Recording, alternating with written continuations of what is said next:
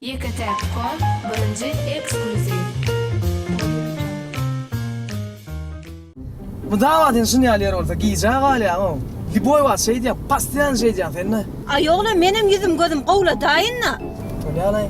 Ada yoldan yürüme, yolun normalardan ilgileniyorsun. Vay ine mi diyen salonum ne? Şöyle ine şu.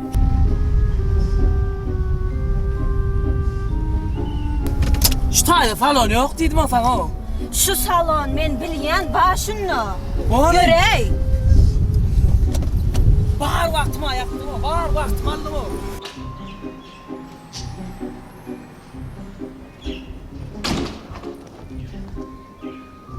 Bollun ne? Sen merde 3 saat da bekleniyor. Ha? Yürü adam o yanı kendi oram.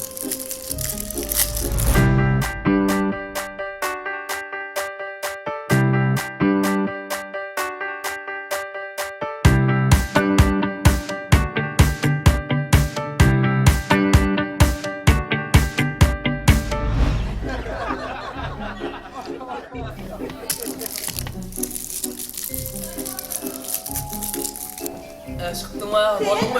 Ettirdim dirden bu ne? Giden tüycüğünü yutmam ben de oturma.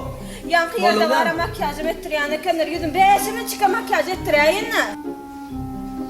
Hayır kime seyret ya? Dur, hiç kimle katma. Sen eğlener kulağın oynağı atıyorsan gelenedir. 5 minut, bahar vaktim Allah'ım.